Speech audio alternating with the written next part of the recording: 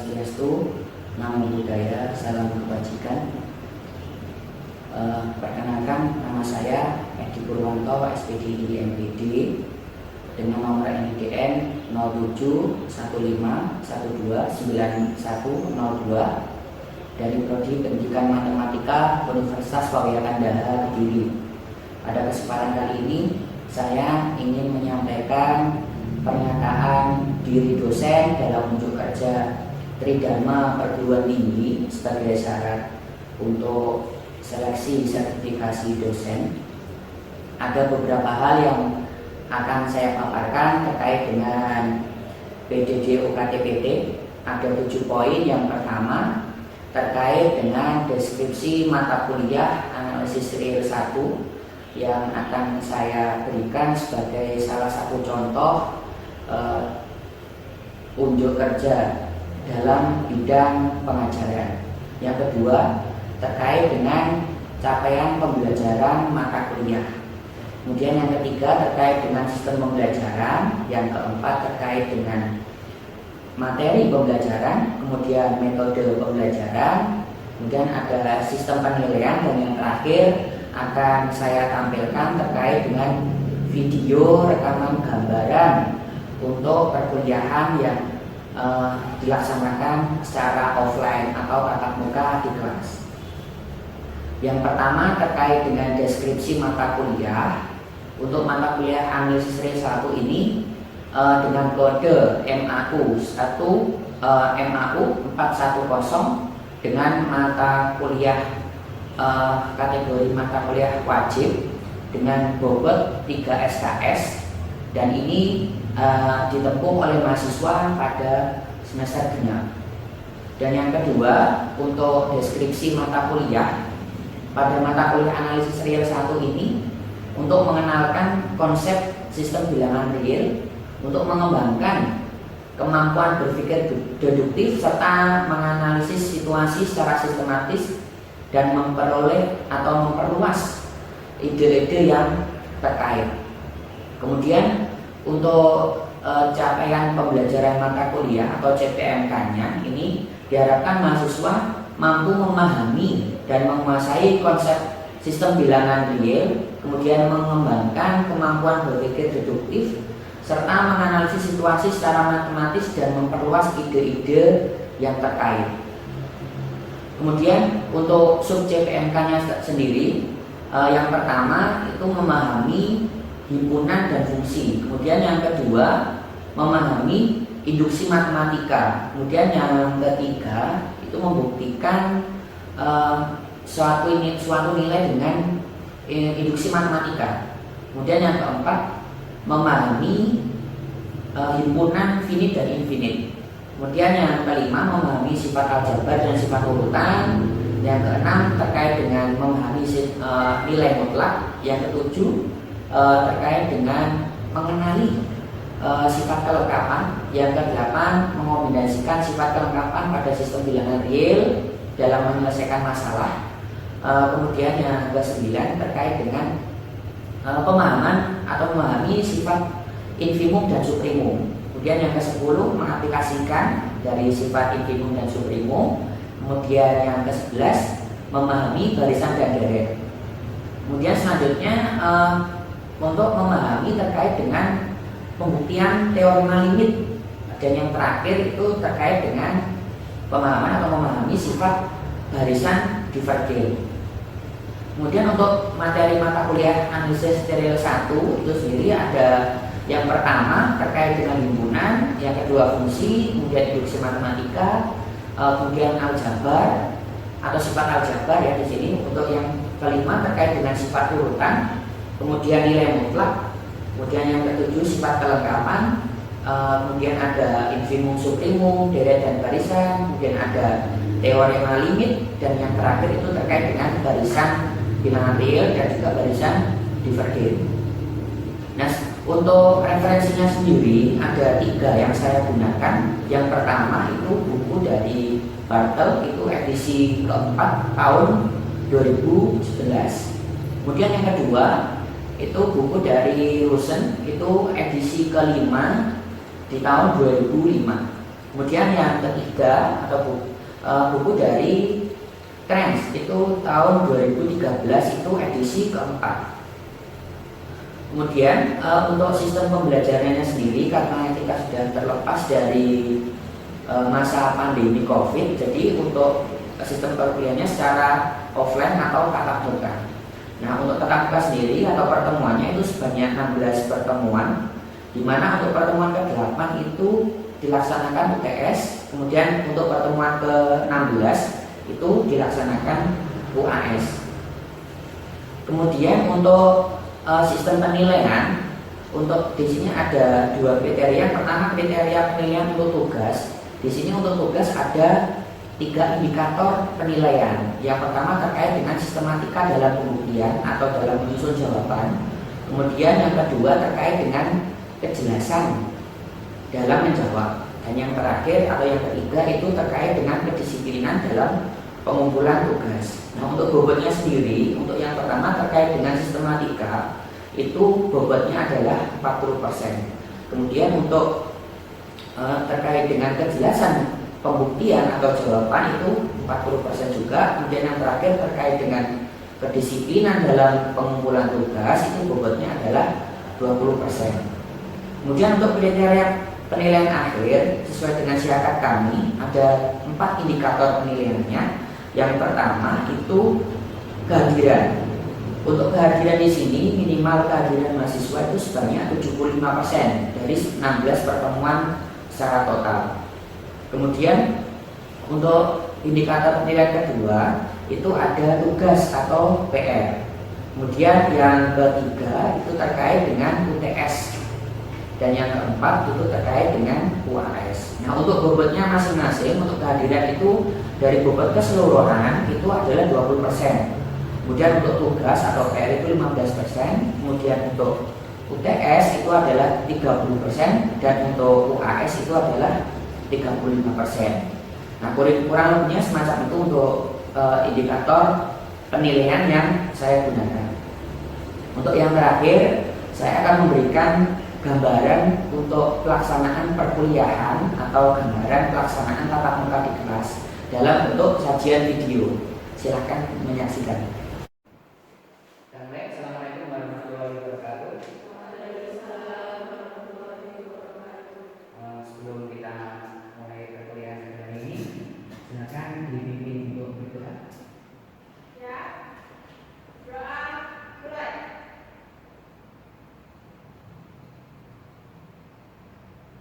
Selesai. Oke, pertemuan pada siang hari ini kita akan melanjutkan untuk materi kita terkait dengan sifat aljabar ya. Jadi sudah kita masuk di sifat aljabar. Nanti saya akan menjelaskan terkait sifat-sifat yang ada di aljabar. Nah, nanti silakan dicermati bahwa nanti untuk sifat aljabar ini akan dipakai untuk pembuktian teorema-teorema yang nanti akan digunakan secara berurutan. Jadi misalkan nanti dari sifat 11 itu nanti yang akan dipakai dasar atau sebagai patokan untuk teorema pembuktian. Jadi nanti teman-teman harus bisa membuktikan satu persatu dari teorema yang ada. Nah, sekarang masuk ke teorema ya. Nah, teorema-teorema yang ada ini adalah untuk teorema 1.1.1. Ini pembuktiannya juga menggunakan sifat-sifat yang tadi. Jadi itu senjatanya 11 sifat tadi. Ketika bertemu dengan teorema yang berkaitan dengan sifat 8 ya senjatanya 11 itu tadi. Kecuali nanti misalkan teorema 1 ini sudah dibuktikan. Nah, ketika akan membuktikan teorema yang kedua ini, kita bisa pakai yang I1 dan seterusnya. Misalkan nanti ada teorema lagi, kita bisa pakai teorema yang dua ini untuk membuktikan teorema berikutnya. Jadi saling berurutan. Nah, karena kita belum membuktikan teorema, otomatis ketika membuktikan teorema-teorema yang ada, kita harus membuktikan dengan menggunakan definisi atau sifat yang sudah diberikan. Aturannya memang seperti itu. Oke, untuk yang pertama, jika ada suatu A dan B, jadi A B ini adalah bilangan yang ada pada himpunan bilangan real sedemikian sehingga, nah di sini diketahui bahwa A ditambah B itu sama dengan 0. Nah, kita diminta untuk membuktikan bahwa B itu sama dengan negatif dari A. Nah, bagaimana caranya membuktikan? Oke, ini yang saya kasih contoh yang nomor 1 ini ya.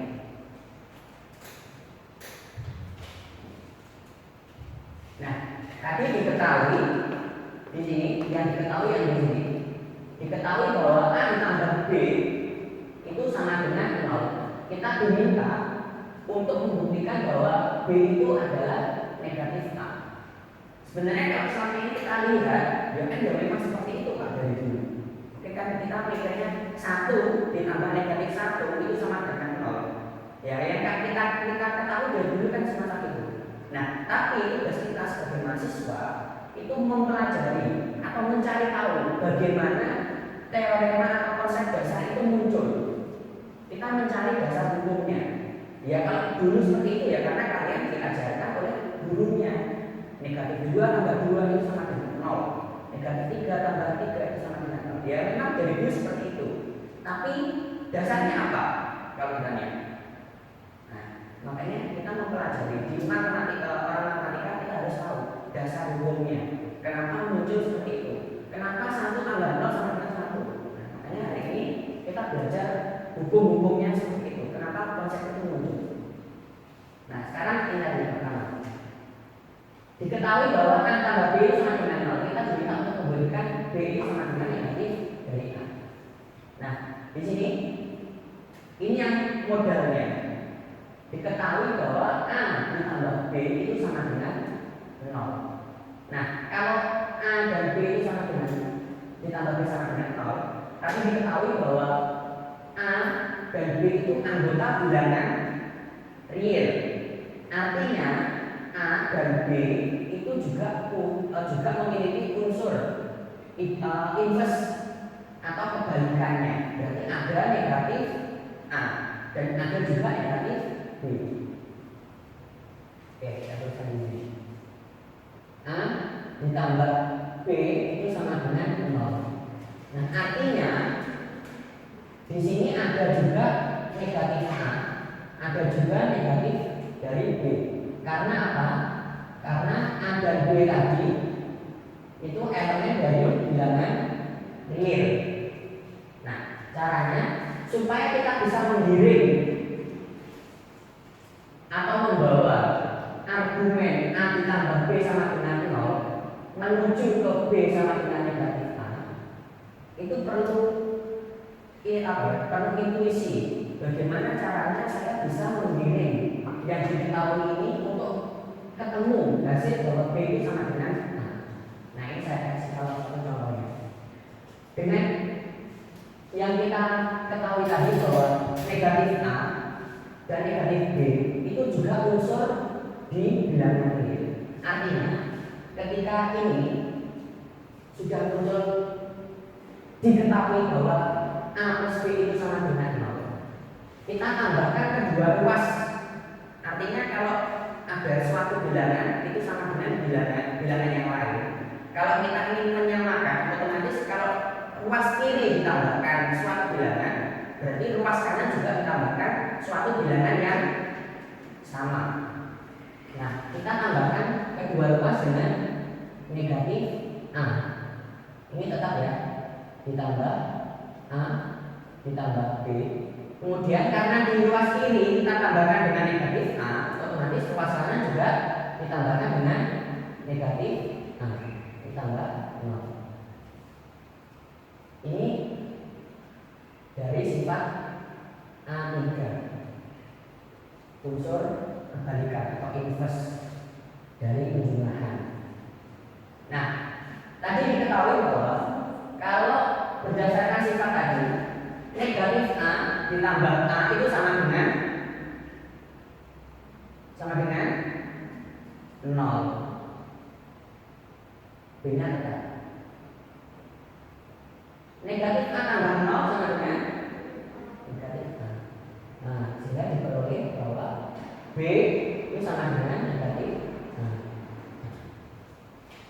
Jadi berdasarkan yang kita ketahui tadi, kita bisa membuktikan bahwa B itu sama dengan negatif A. Paham ya?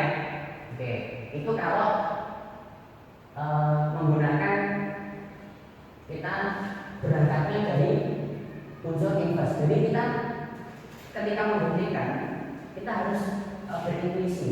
Oh, ini bagaimana saya dapat celah atau dapat trik lah istilahnya, bagaimana menggiring atau membawa yang diketahui sampai menemukan pernyataan yang akan dibuktikan. Oke, saya kasih contoh cara yang lain. Jadi untuk membuktikan tidak hanya menggunakan satu cara, bisa menggunakan cara yang lain. Nah, kalau misalkan saya pakai yang ingin langsung membuktikan ini gimana? Boleh. Misalkan ini cara yang pertama ya. Ini untuk I1. Ini cara yang pertama.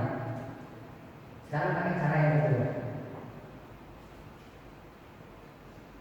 Kalau B itu kan sama dengan B ditambah 0. Ya, tapi berdasarkan sifat eksistensi unsur identitas penjumlahan. Jadi suatu bilangan ditambahkan 0 itu adalah bilangan itu sendiri.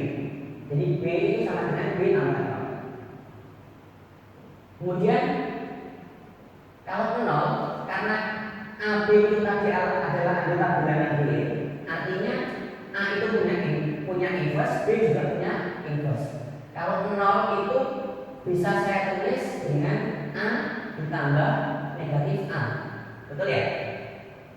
Jadi 0 itu kan sama dengan A ditambah negatif A. Nah, sekarang kita berlakukan sifat komutatif. Kalau B ditambah A itu sama dengan A ditambah B.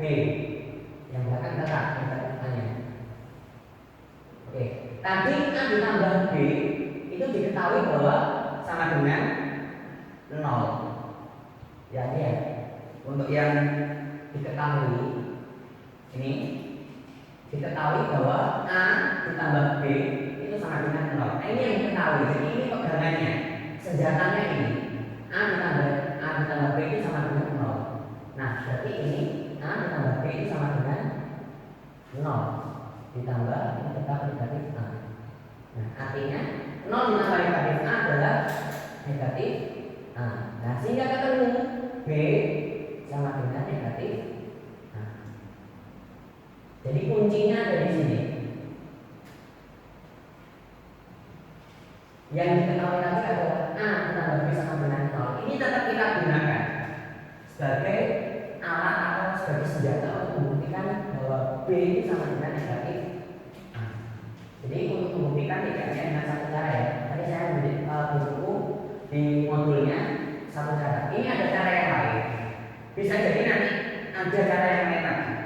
Jadi tidak hanya menggunakan satu cara. Jadi fleksibel. Jadi terus nanti misalkan ada soal itu mungkin jawabannya berbeda-beda antara salah satu dengan yang lain. Itu ya teman-teman nanti berangkatnya itu menggunakan sifat yang mana terlebih dahulu. Pasti nanti akan muncul perbedaan sintaknya, langkah-langkahnya pasti akan berbeda. Tapi itu yang penting sesuai dengan sifat yang sudah diberikan mulai A1 sampai dengan distributif. Jadi ada 9 sifat yang ini bisa digunakan untuk membuktikan. Oke, sekarang yang kedua. Untuk I2 coba ada yang mau coba bacakan? Yang I2 Mbak Siti? Ya, silakan.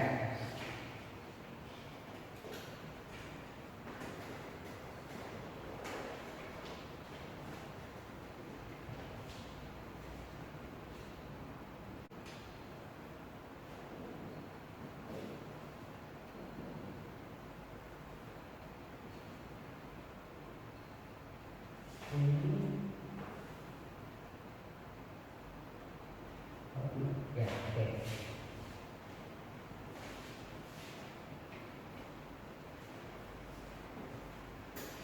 Coba dicermati bersama-sama hasil jawaban atau pembuktian dari Mbak Sinti.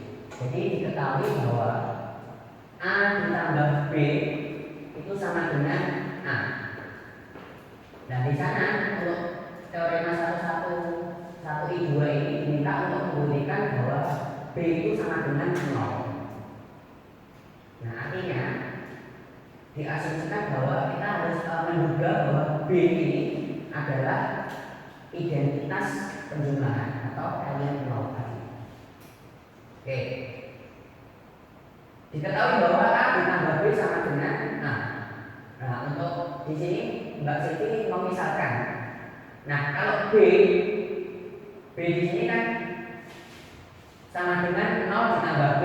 Oke, ini berarti pakai ini A2.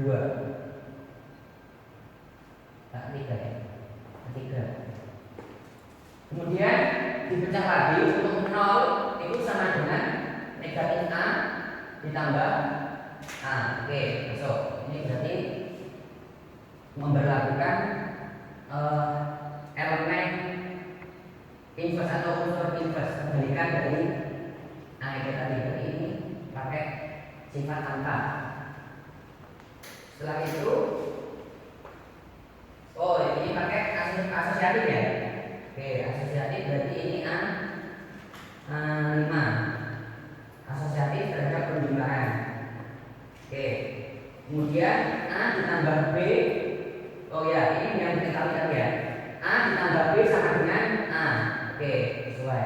Berarti ini tinggal negatif A ditambah A sama dengan 0. Oke, betul. Oke. Saya kasih salah satu contoh untuk membuktikan ini dengan cara yang berbeda dari kasih tadi. Tadi diketahui bahwa A ditambah B itu sama dengan A. Ini yang diketahui ya. Sesuai dengan yang diketahui tadi, A ditambah B sama dengan A. Kalau saya tambahkan kedua ruas, dengan negatif A. Ini sebenarnya lebih pendek kan jawabannya. Negatif A saya tambahkan di sini ruas kiri.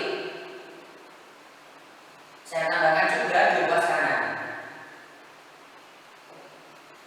Nah, ini ketemu negatif A tambah A 0 ditambah B. Negatif A tambah A 0. Berarti ketemu B sama dengan 0. Ini cara lainnya.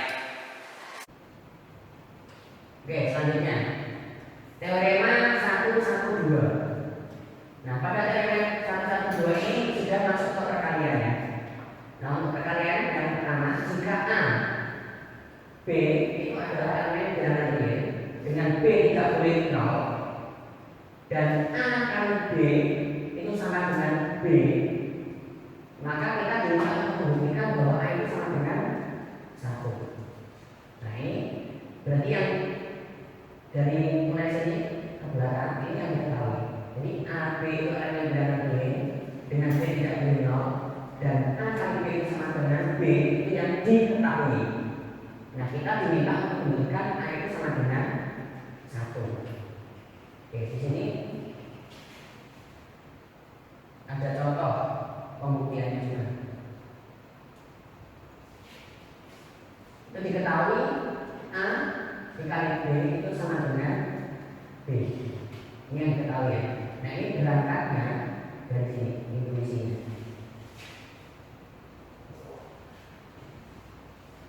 Yang diketahui tadi A dikali B itu sama dengan B. Yang diketahui B itu juga merupakan elemen bilangan real. Artinya karena B itu elemen bilangan real, berarti dia punya unsur kebalikan atau punya unsur inverse dari perkalian. Kalau ada B, berarti kebalikannya itu seperti B atau 1 per B. Nah, kalau di sini A itu sama dengan A kali 1 ya.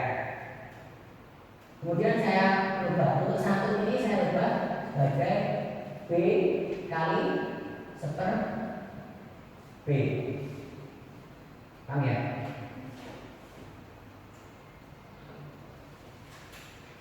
Kemudian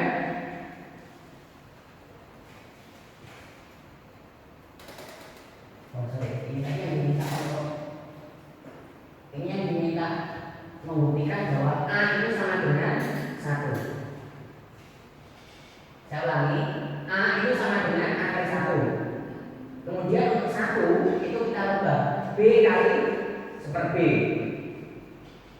Nah, diketahui bahwa A kali B itu sama dengan B. Ini yang sesuai diketahui ya. Kemudian seper B nya tetap B kali seper B sama dengan 1. Jadi diperolehlah bahwa kesimpulan A itu sama dengan 1. Oke, jadi terbukti bahwa jika A dikali B itu sama dengan B itu tidak 0, maka A itu sama dengan 1. Buktinya seperti ini tadi. A itu sama dengan A kali 1. Untuk satunya kita ubah B kali seper B. Nah, karena tadi A dikali B sesuai yang diketahui, A kali B itu sama dengan B. Nah, ini tinggal tambahkan seper B. Jadi B kali seper B sama dengan 1. Ketemulah A itu sama dengan 1. Nah, ini cara pertama. Cara keduanya, ini teorema 1, 1, 2. Ini 1. Cara yang kedua. Oke, kita cari cara yang kedua.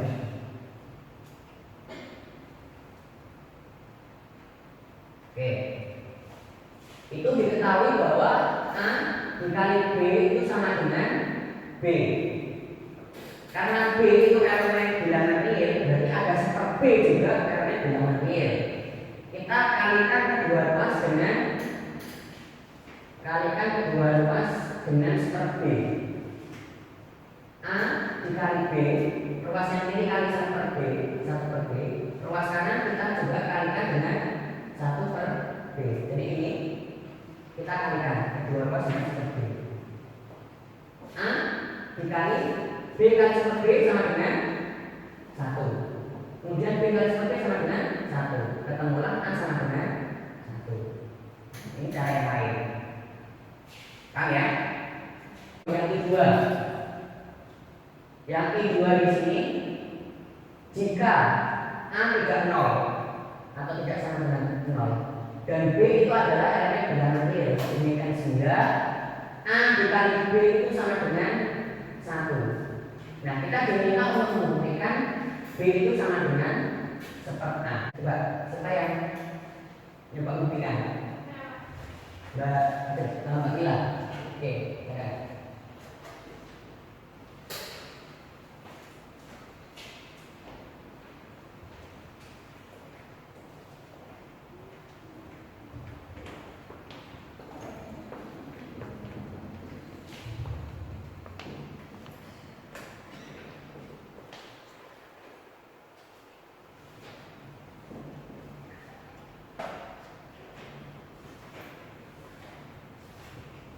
Sifat asosiatif ya. Ke langkah keduanya yang dikurung dua bilangan pertama. Kemudian karena A dikali A itu sama dengan 1 dikali B, ini sama dengan seper A, oke. B sama dengan seper A. Oke. Betul jawabannya. Mungkin ada pertanyaan? Bila tadi. Tugas yang kedua, silakan buktikan teorema 1.1.3 mulai dari I1 sampai I4. Berarti ada 5 ya, ya.